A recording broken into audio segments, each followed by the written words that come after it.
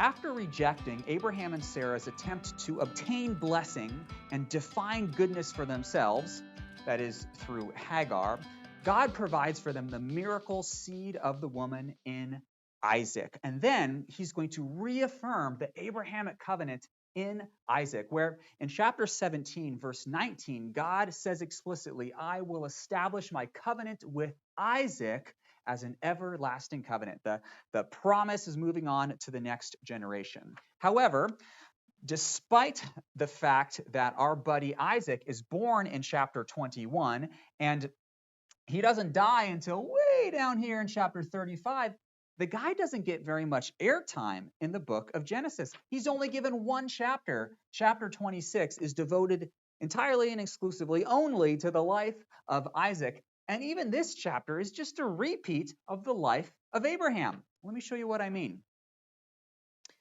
So, Genesis 26, the life of Isaac, all it does is just repeat key moments from the life of Abraham. It's fascinating. Same events in the same order. So Isaac's wife was barren. Well, we already saw that. Abraham's wife, Sarai, was barren.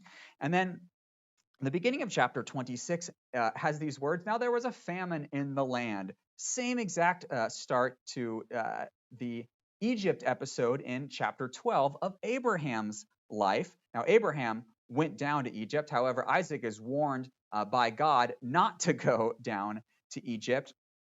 So then, as a result of this, afterwards we have this promise of blessing to Abraham, and another promise is made to Isaac. Okay, next episode, Isaac settles in Gerar, the land of the Philistines, in chapter 26, verse 6, and Abraham's been there before. Abraham sojourned in the land of Gerar. And Isaac is going to use the same trick, the same ploy that Abraham utilized, saying of his wife, Rebekah, she is my sister, which Abraham, of course, did twice. So, man, why is he doing this again? He tells us why. He says that the men of the place would kill me because my wife is attractive in appearance. And, of course, Abraham uses the same exact language. He says that they will kill me because Sarai is beautiful in appearance. However, he's going to be rebuked by Abimelech, just like his father was. Abimelech asks him, what is this you have done to us? Just like he asked Abraham that same question. He says, well, it's because I thought, lest I die because of her. It's because I thought, Abraham said in chapter 20, that they will kill me because of my wife. And then Abimelech is going to say to Isaac, you have brought great guilt upon us. Just like he said to Abraham earlier, you have brought on me and my kingdom a great sin. And then there's prosperity and blessing is poured out on Isaac, just like it was on Abraham. Do you see a pattern that's developing here? Let's look at another episode. There's contention and separation, where Isaac had a lot of flocks and herds, just like Lot and Abraham had a lot of flocks and herds. So Abimelech, the Philistines, say, go away from us. Just like Abraham offered that, hey, we should really make a separation between you and I. And so Isaac departed and settled in another area, just like Abraham settled in the land of Canaan. And afterwards, God is going to reward this behavior by appearing specifically to the patriarchs and blessing them, where the Lord said, I will make your offspring as the dust of the earth. I will multiply your offspring. And so Abraham moved his tent and built an altar. And Isaac pitched his tent and built an altar. Same exact thing. There's clearly intentional design and repetition happening in the life of Isaac. One more episode of similarities, all right? This is a contention over wells. Abraham dug a well, and then Abimelech's servants, they seized it. The same is going to happen in the life of Isaac. And after this, a covenant is made with Abimelech, the Philistines, where Abimelech says, let us make a covenant between you and I. That sounds pretty familiar, back in chapter 21. Why? Because the Lord is with you. He tells Abraham, God is with you. And what's the contents of our covenant? Do not deal falsely with me, for I have dealt kindly with you. Do not do us harm, because we have not harmed, we have not touched you. And so they rose up and they departed. They rose up and they returned to the land of the Philistines. And then afterwards, Abraham's going to plant a tree. And then afterwards, Isaac's going to dig a well. And then add on top of this, all of these parallels, these explicit pointers in chapter 26, the life of Isaac, back to Abraham. There was a famine in the land besides the famine in the days of Abraham. Sojourn in this land, and I will establish the oath that I swore to Abraham. The Lord appeared to Isaac and said, I am the God of Abraham, your father, and for his sake I will bless you. So clearly, obviously, the author has gone to great lengths in order to establish a continuity between Abraham and the next generation, Isaac. Why do you do that? It's because we as readers, and specifically the Israelites reading this text, they need to know that the promise carries forward from Abraham to Isaac, and then to Jacob, and to his sons, and therefore to the nation of Israel. And that's why Isaac's story is so short and simply serves as an introduction to the Jacob narrative, who is himself the father of Israel and receives the name of Israel in and of himself. Now, you remember, of course, that the book of Genesis as a whole, it is the origin story of Israel, Israel's covenant, Israel's promises, and Israel's God. And that's why Isaac is simply a building block in the Jacob chiasm. And yes, we have another chiasm here in 25 to 36. On the outside of this chiasm, just like in 12 to 25, we have a couple of genealogies. They, of course, are used to mark transitions in the text, transitioning from Abraham to Jacob with these genealogies. And then inside of that, we have this episode about a struggle in childbirth. Rebecca's going to struggle in childbirth. She has twins in her womb, and she's like, whoa, they're fighting inside. What is happening? Rachel struggles in childbirth as well, and unfortunately, she dies giving birth to Benjamin down here in chapter 35. And then inside of that, there's this threat of Rebecca being taken by Gentiles. Just like Dinah, unfortunately, is taken by Gentiles, and she's raped by one of the sons of Shechem. That's a very tragic story. And this episode we just saw in chapter 26, it ends with a covenant between Isaac and Abimelech, and it's a covenant of peace. However, the sons of Jacob, they enter into a covenant with the sons of Shechem. However, it's a fake covenant. They say, enter into a covenant with us and become circumcised that we may intermarry with you and we'll be buds. But all they wanted to do was to cripple them so they can kill them. And Simeon and Levi end up murdering the entire town. That's not a very happy story, but clearly parallels chapter 26. Well, Jacob is going to deceive Esau on both sides of his exile in Haran. He's going to go to Haran, and on either side he's going to deceive Esau. And then on the way to Haran and on the way back from Haran, he's going to meet with God in a really neat dream theophany here in 28, and then he's going to wrestle with God in 32. And then we have the Laban episodes, and they are both going to begin and end with a wage deception. Let's take a look at the the structure of the Jacob cycle as it's laid out here in this chiasm.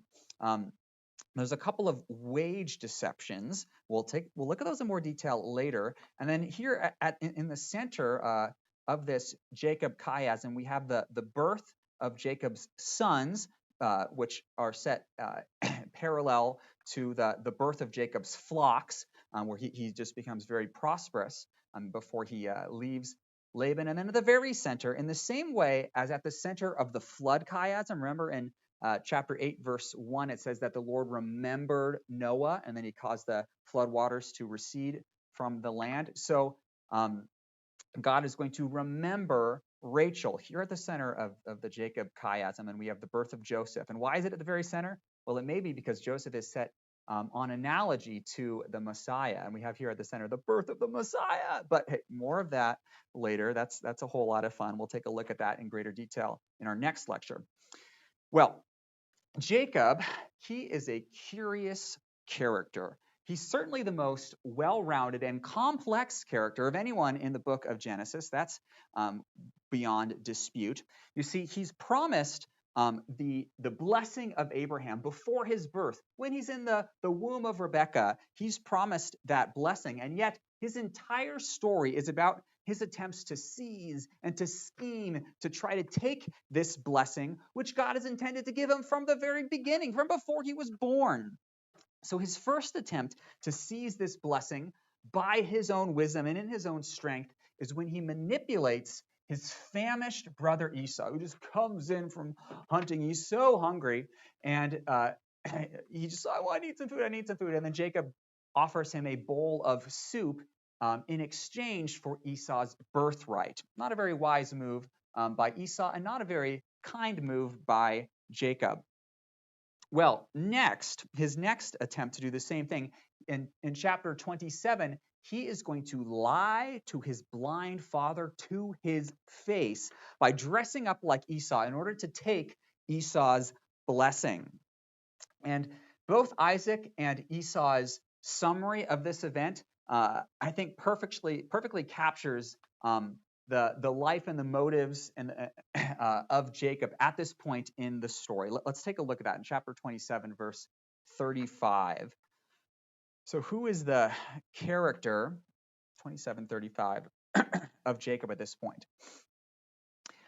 Isaac said, your brother came deceitfully. Jacob is a deceiver, just like the snake. He's a deceiver, and he's taken away your blessing. And Esau said, is he not rightly named Jacob? For he has cheated me these 2 times. He took away my birthright, and behold, he has taken away my blessing. Now, this doesn't mean that Isaac and Esau are innocent in the matter. They're certainly not. So Esau, we're told again and again ad nauseum down in chapter 36 that Esau's other name is Edom. Esau is the father of the Edomites, and he's called Edom.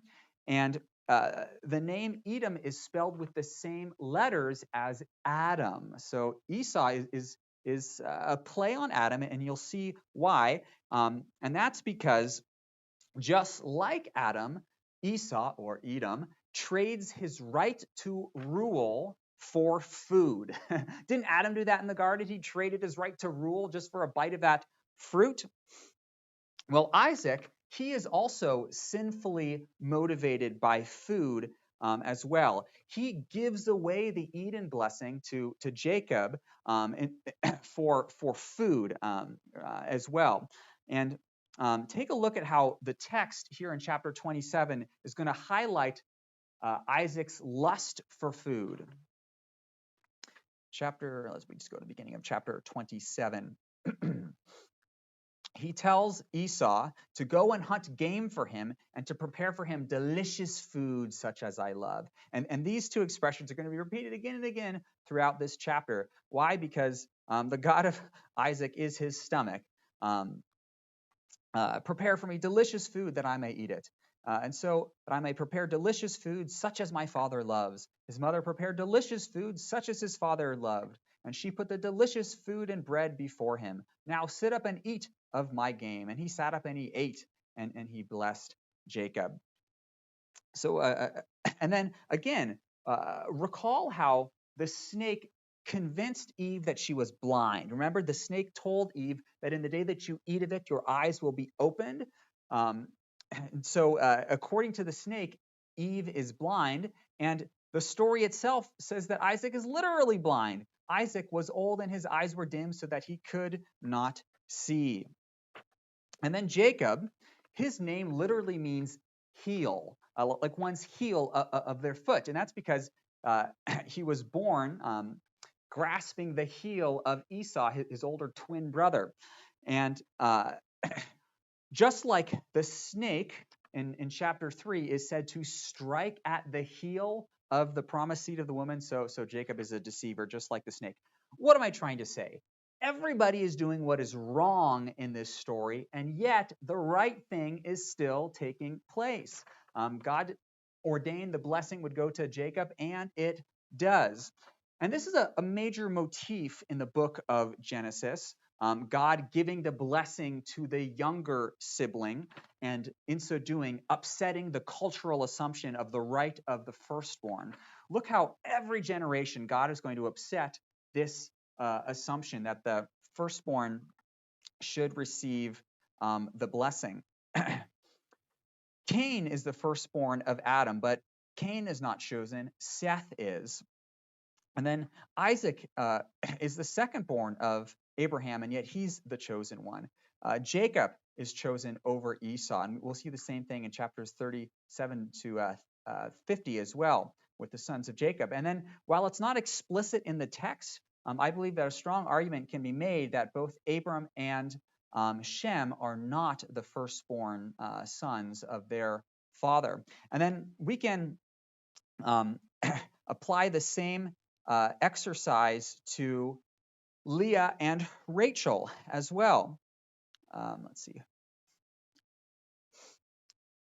Where even though Leah is the older sister of Rachel, she's unloved, and so God desires to bless her and does so with a lot of children. And then Ephraim and Manasseh, they're not part of the promised seed of the woman, and yet we see this same theme applied to their lives as well. You see, Manasseh is the firstborn son of Joseph, and yet the blessing goes to the younger child, Ephraim. His younger brother shall be greater than he, Jacob says in Genesis 48.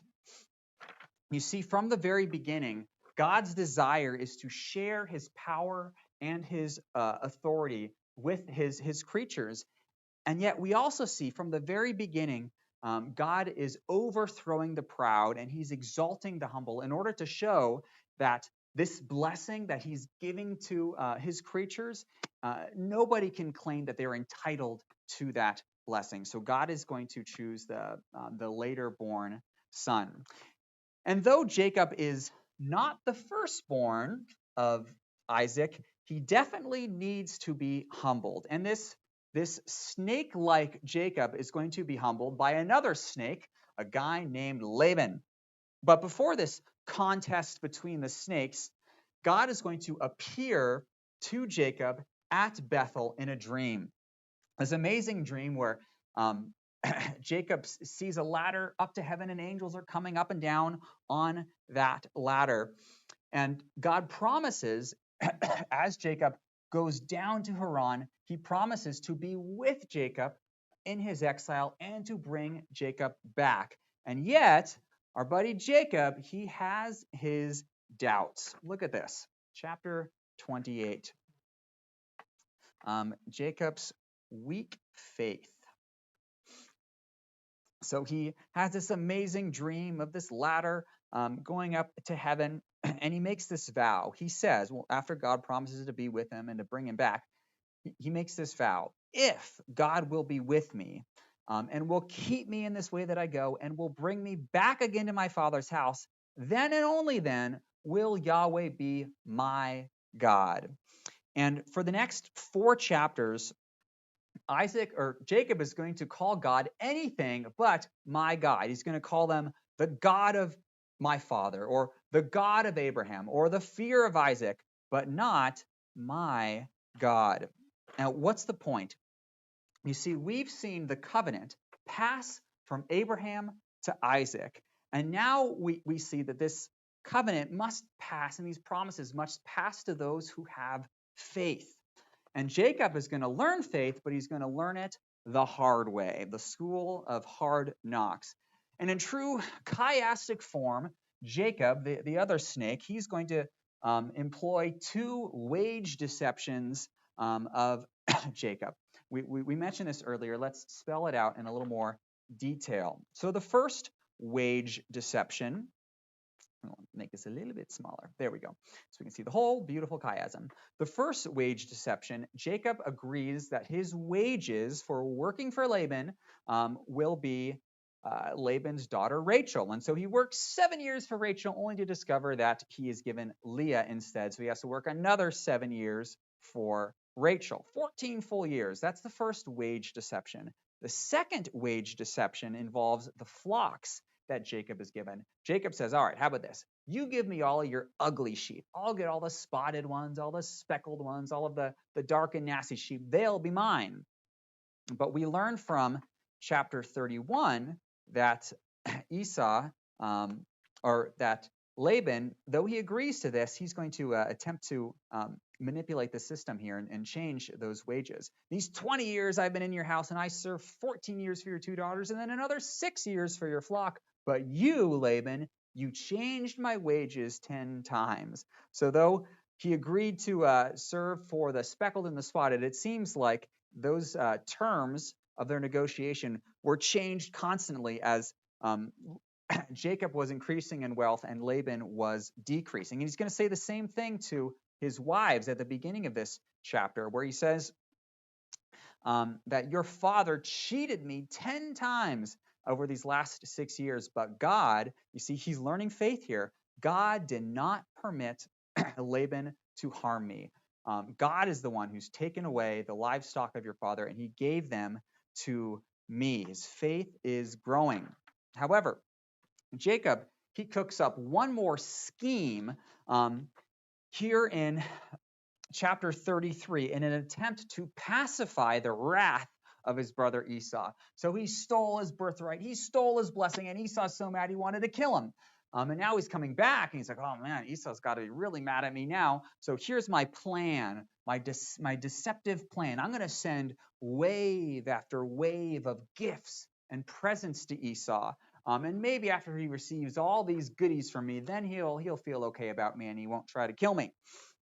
Well, despite this plan, it's not the presence of Jacob that will be effective in saving him. No, it's his prayer that will be effective. Look at this in chapter 32. Jump down one chapter to chapter 32. Jacob's messengers went before him to Esau, and then we learn, oh no, Esau has 400 men, and Jacob is terrified and he's distressed. Certainly these 400 men are soldiers, and so he gets down on his knees and he prays to the God of my father Abraham, the God of my father Isaac, and he says, I am not worthy of the least of all these deeds of steadfast love and faithfulness that you have showed me. I know that you have had your hand on me in my exile in Haran. And then he asks, please deliver me from the hand of my brother, for honestly, I fear him. And God answers this prayer such that when Jacob does meet Esau, it says that they embrace one another. And then 30 years later, side by side, they are going to bury their father Isaac together. It's really a beautiful picture of reconciliation. But God has one more lesson in faith for Jacob before his education in faith is completed.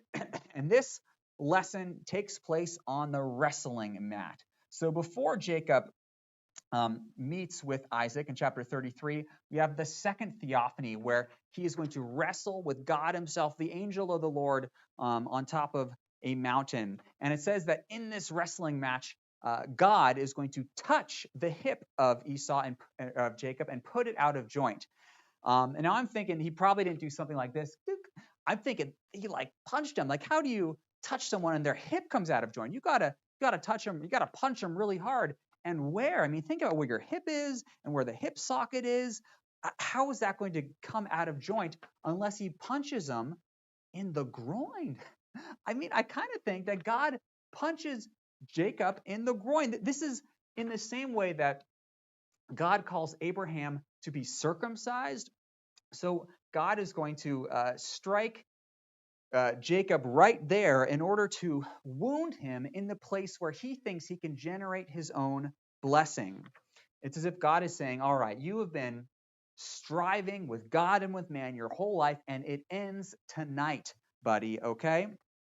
Well, fast forward down to the end of the Jacob story here in chapter 35. Let's see how these lessons in faith took root in the life of Jacob. Down to chapter 35. Well, yeah, beginning of chapter 35. Let's go to Bethel and make an altar there because that's where God appeared to me. Let us rise up and go there and make an altar to the God who answers me in the day of my distress, who has been with me wherever I have gone. Isn't that a statement of his faith? And now jump now to the end of the book of Genesis, chapter 48. This is when he blesses the two sons of Joseph, Ephraim and Manasseh. And look what he says. The God before whom my fathers Abraham and Isaac walked, the God who has been my shepherd. He's my God and my shepherd all my life long, the angel who redeemed me from all of my troubles. And so, as a result of this long and arduous faith journey and education that Jacob has been on, the covenant is successfully passed from Abraham to Isaac and now to Jacob.